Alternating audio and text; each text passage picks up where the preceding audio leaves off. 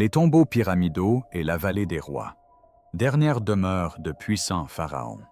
Parmi les 63 tombeaux recensés dans la vallée, l'un d'eux se distingue et a captivé l'imagination du monde entier.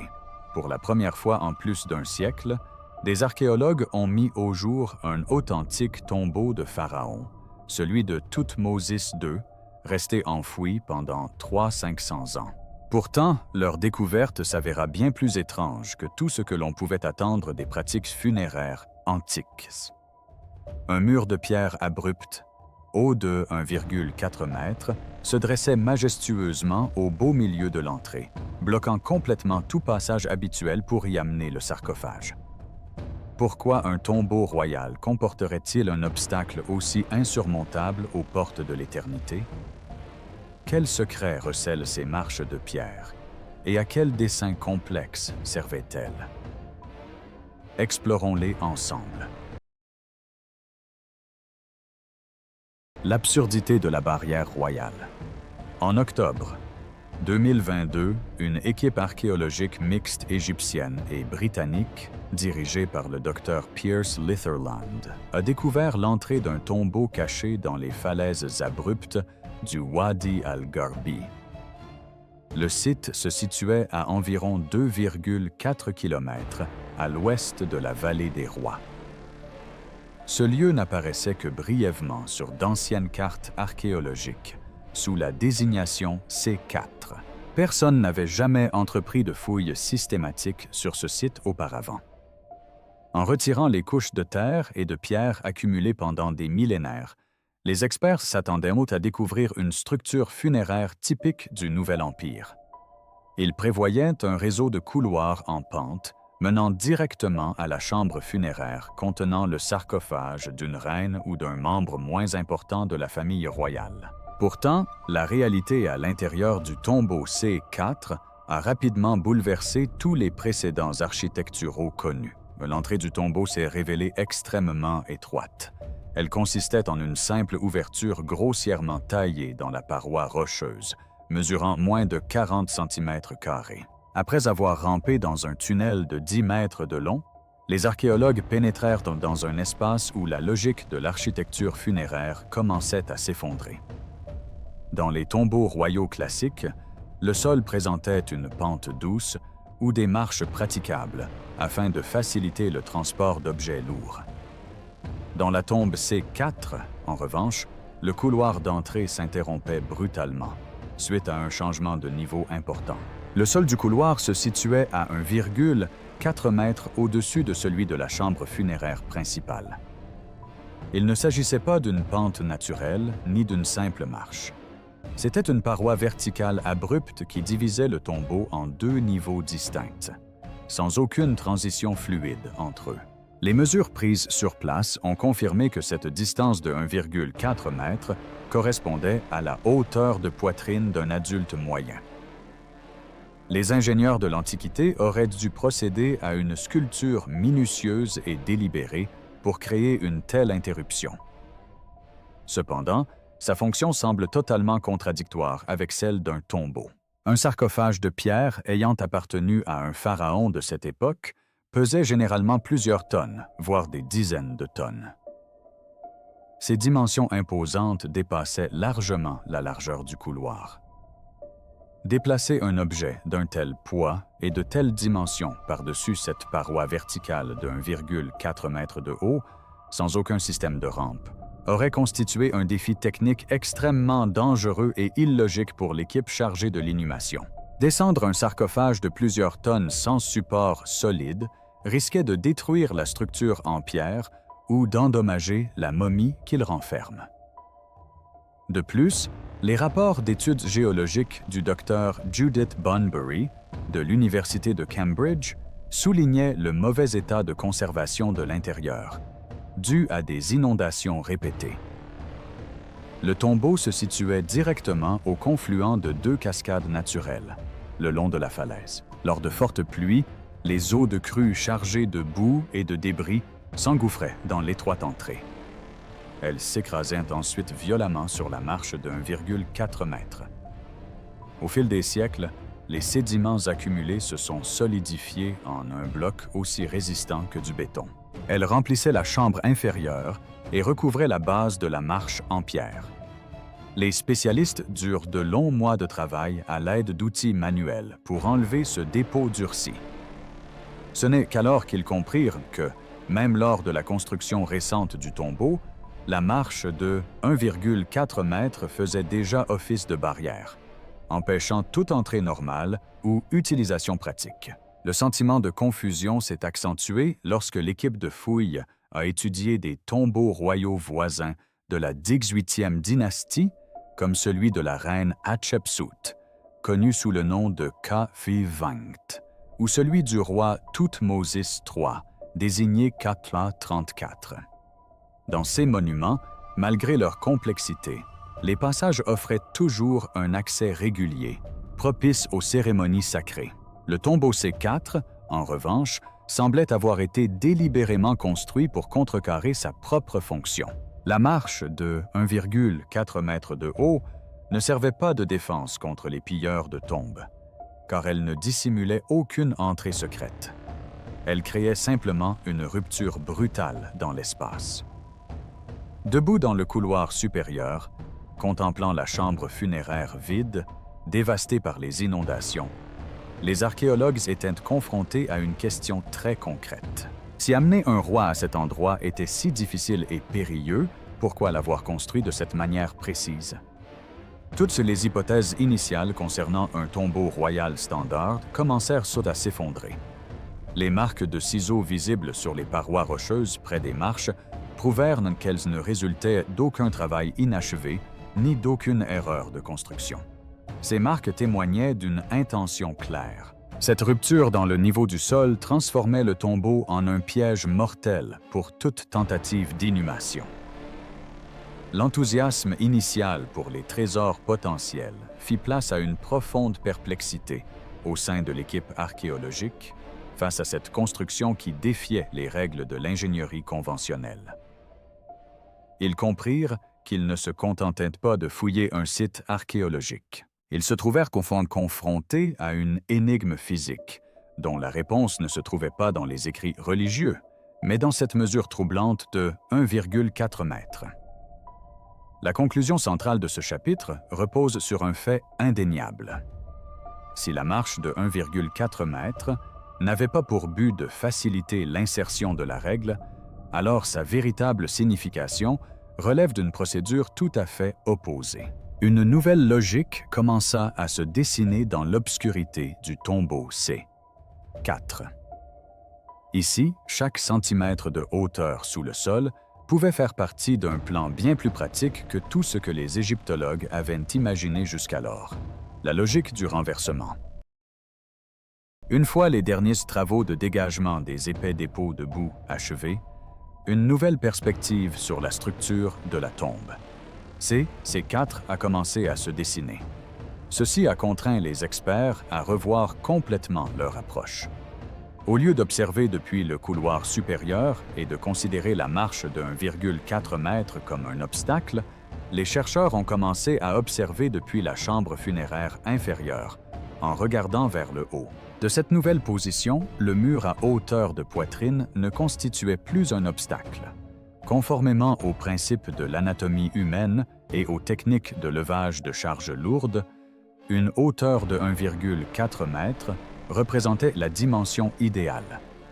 Elle permettait à une équipe située à l'étage inférieur de soulever et de transporter des objets lourds à l'étage supérieur sans avoir recours à des échelles ou à des systèmes de levage complexes. Ce changement de perspective a mené à une hypothèse révolutionnaire. La tombe C4 n'a peut-être jamais été conçue comme un lieu de repos éternel. Elle servait plutôt de station de transfert ou de zone de chargement, spécifiquement aménagée pour optimiser le transport des matériaux hors de la tombe. Cette hypothèse fut rapidement confortée par l'état réel du site. Le docteur Pierce Litherland et ses collègues observèrent que le tombeau était complètement vide. Pourtant, aucun des signes habituels associés au pillage de tombes antiques n'y était visible. Lors des cambriolages classiques, les voleurs semaient le chaos. Il brisait les couvercles des sarcophages de pierre, jetant les fragments de poterie sans valeur, et ne s'intéressait qu'aux métaux précieux. À ces quatre, en revanche, tout avait disparu de façon étrangement ordonnée et complète. Il ne restait que de minuscules fragments de jarres en plâtre et de poteries brisées. Ces morceaux étaient coincés dans des niches rocheuses ou sous des couches de boue d'inondation. L'indice matériel le plus important étayant cette hypothèse d'inversion provenait de la structure même du couloir surélevé. Le fait que le sol du couloir soit plus haut que la chambre funéraire créait un effet de levier naturel. Lorsque les prêtres de l'Antiquité décidaient d'en retirer le contenu après les crues dévastatrices des premiers temps, ils n'avaient pas besoin de hisser de lourds objets le long d'une pente longue et glissante. Ils se tenaient simplement dans la chambre inférieure, soulevaient les objets à hauteur de poitrine et les déposaient sur le sol du couloir, 1,4 mètres plus haut. Ce procédé permettait un transport aussi efficace et rapide que possible des marchandises, compte tenu de l'espace restreint et de la faible luminosité. La présence de cette étape prenait alors tout son sens si l'objectif des bâtisseurs était de se préparer à une évacuation d'urgence. L'analyse plus poussée des fragments de vases en plâtre retrouvés dans les couches sédimentaires a permis aux experts d'identifier des signatures indubitables datant du règne de Thoutmôsis II. Muhammad Ismail Khaled, secrétaire général du Conseil suprême des Antiquités d'Égypte, a rapporté que ces objets représentaient les premiers meubles funéraires de ce roi jamais découvert. Ce qui a étonné les chercheurs, c'est que sur ces jarres, à côté des titres royaux, figuraient des vœux de longue vie à la reine Hatshepsut. Ce témoignage suggérait que le tombeau ne servait pas uniquement de sépulture. Ces scènes représentaient des passages de la 7e à la 12e heure du livre d'Amdua. Ce texte religieux décrit le voyage du dieu Soleil Ra à travers le monde souterrain durant 12 heures d'obscurité. Le tombeau était consacré plus particulièrement aux dernières heures. Ce fut le moment où le dieu Soleil affronta le serpent du chaos, Apophis, avant de renaître à l'aube. Cette mise en scène soulignait les thèmes de la transformation et du mouvement. Pour les anciens Égyptiens, un tombeau représentait bien plus qu'un simple contenant. Elle servait de machine conçue pour déclencher une renaissance. En combinant ce symbolisme religieux avec la structure physique de la marche de 1,4 mètres, une image claire se dessinait.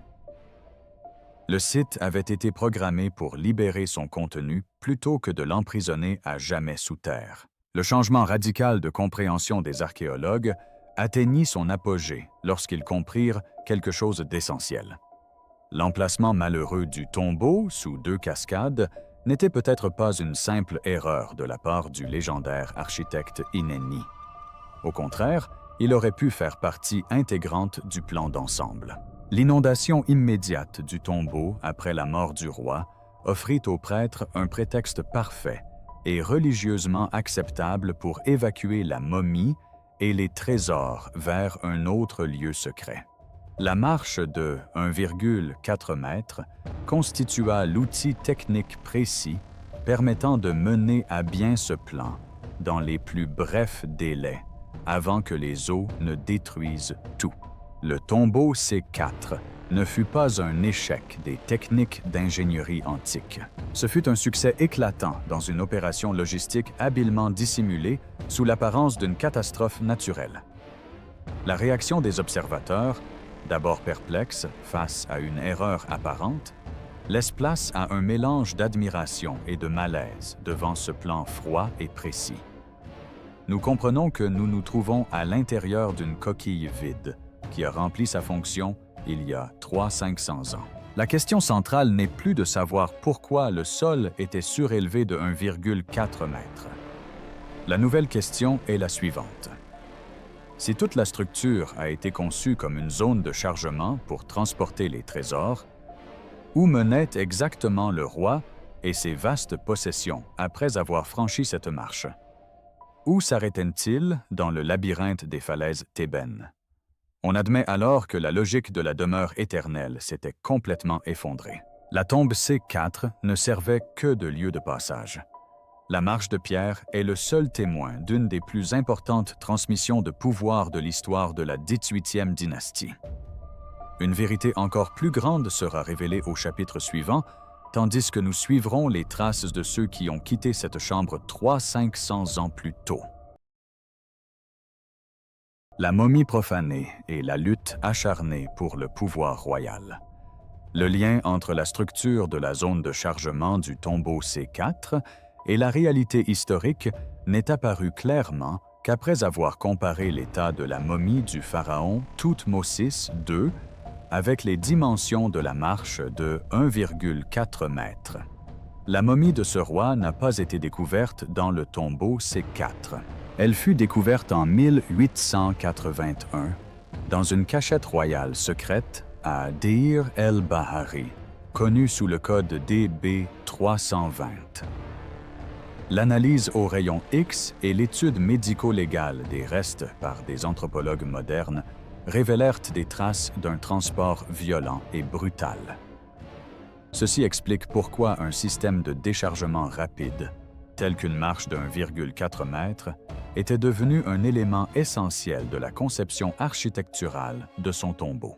Les restes de Thoutmôsis II ont révélé qu'il était mort très jeune, probablement avant l'âge de 30 ans. Cependant, l'état de son corps lors de sa découverte constituait une véritable tragédie. Son bras gauche était brisé à l'épaule, son avant-bras détaché au niveau du coude et son bras droit sectionné sous le coude. Ces lésions n'étaient pas dues à des blessures de guerre, ni à une maladie antérieure au décès. Elles résultaient de forces extérieures extrêmement puissantes, appliquées après la momification. Longtemps, les chercheurs ont supposé qu'il s'agissait de l'œuvre de pilleurs de tombes antiques.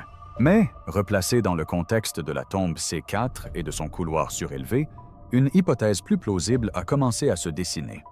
Ces dégâts seraient le résultat d'une évacuation d'urgence et brutale, effectuée par la structure de déchargement de la tombe. Considérons à nouveau la mesure de 1,4 mètres. Déplacer une momie étroitement émaillotée, placée dans un lourd cercueil de bois, par-dessus un mur de pierre à hauteur de poitrine, alors que les eaux montaient et que la boue recouvrait le sol, exigeait rapidité plutôt que respect. La conception de la marche de 1,4 mètres permettait aux prêtres, postés en contrebas, de soulever la momie, tandis que ceux du couloir supérieur la tiraient. Les fractures et les dommages sur le corps du jeune roi témoignent que la momie a été traînée et jetée par-dessus ces obstacles architecturaux afin de sauver la dépouille royale de la destruction totale par les eaux. La structure du tombeau ne protégeait pas la momie. Elle garantissait seulement que celle-ci puisse être extraite au plus vite en cas de besoin. Dès lors, on peut se demander pourquoi un roi puissant aurait été placé dans un lieu de sépulture aussi temporaire et risqué. La réponse se trouve chez la reine Hatshepsut, qui a supervisé directement la construction et l'inhumation du tombeau C4. Les fragments de poterie portant le nom de Hatshepsut, découverts profondément enfouis dans les couches sédimentaires C4, n'étaient pas de simples objets funéraires. Ils symbolisaient des symboles de pouvoir. Thoutmôsis II, roi à la santé fragile et au règne bref, fut tiraillé entre la gloire militaire de son père, Thoutmôsis Ier, et le grand talent de son fils, Thoutmôsis III. Parallèlement, Hatshepsut, son épouse et demi-sœur, nourrissait de fortes ambitions politiques. La conception d'un tombeau doté d'une voie d'évasion directe, accessible par un escalier d'1,4 mètre, témoigne de sa prévoyance, au cas où la présence physique de Thoutmôsis II à un emplacement fixe ne serait plus une priorité absolue. Les archives historiques indiquent que Hatshepsut se proclama pharaon quelques années seulement après la mort de son époux, au lieu d'assurer la régence pour son fils, Thoutmôsis III, alors encore enfant. Pour ce faire, elle avait besoin d'un contrôle total sur les rites funéraires royaux, condition essentielle à la légitimité de son successeur. La marche de 1,4 mètre dans le tombeau C. IV lui permit d'y parvenir avec souplesse, en inhumant Thutmosis II dans un endroit vulnérable, sous les chutes d'eau, et en concevant une structure facile à évacuer. Hatshepsut créa ainsi une situation lui permettant de déplacer légitimement la dépouille du roi où bon lui semblait, sous prétexte de la protéger des catastrophes naturelles. Le fait que la momie ait finalement fini dans une cachette secrète, connue sous le nom de DB-320, plutôt que dans un somptueux tombeau royal, prouve que le sort de Thoutmôsis II après sa mort était entièrement entre les mains des vivants. Il nous faut nous rendre à l'évidence. L'absurdité de l'architecture C4 n'était pas une erreur. C'était le reflet précis des rapports de force à la cour égyptienne il y a 300-500 ans. La marche de 1,4 mètre symbolisait la frontière entre le respect et la praticité. Pour Thoutmôsis II, ce fut un obstacle qui lui coûta la vie lors de son transfert. Pour Hatshepsut, il s'agissait d'un outil technique lui permettant de gérer la dépouille de son prédécesseur et d'ouvrir la voie à son propre règne. Les fractures à l'épaule de la momie du roi et la hauteur de 1,4 mètre du sol du couloir forment deux éléments d'un même tableau, celui d'une évacuation méticuleusement calculée. Dès lors, notre réflexion dépasse la simple curiosité face à un mystère archéologique. Il est stupéfiant de constater comment l'architecture de pierre a pu servir à manipuler l'histoire. Le tombeau C4 n'était pas un temple pour les morts, mais un instrument utilisé par les vivants.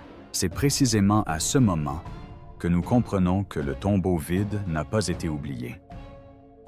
Il a parfaitement rempli son rôle de lieu de passage. Cette prise de conscience centrale nous conduit à une conclusion troublante. Si ce tombeau servait de zone de chargement efficace, il n'était certainement pas la seule structure de ce type.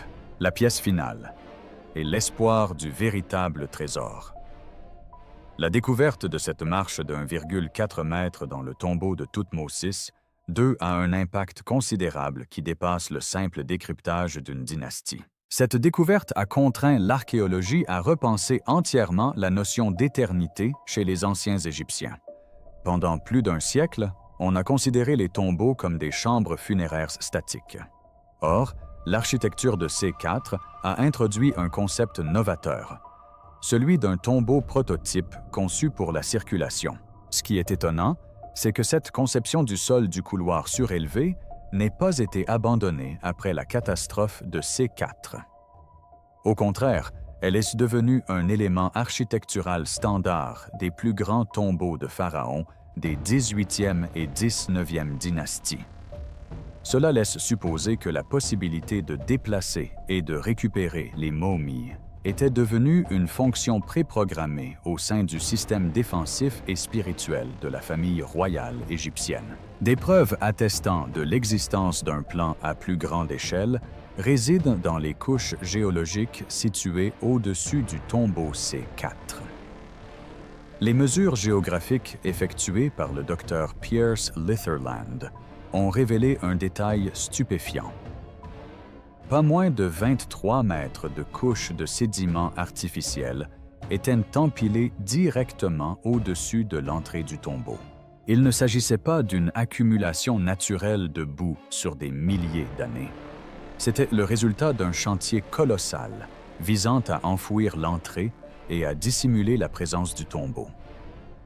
Pourquoi les Égyptiens auraient-ils déployé tant d'efforts, déversant des milliers de tonnes de terre et de pierres pour effacer un site déjà abandonné suite à une inondation? La seule explication logique est qu'il s'agissait de protéger le secret du chemin emprunté par la momie et les trésors. L'enfouissement de l'entrée de C4 correspondait à la fermeture définitive du site après le déchargement, une fois la marche de 1,4 mètre achevée.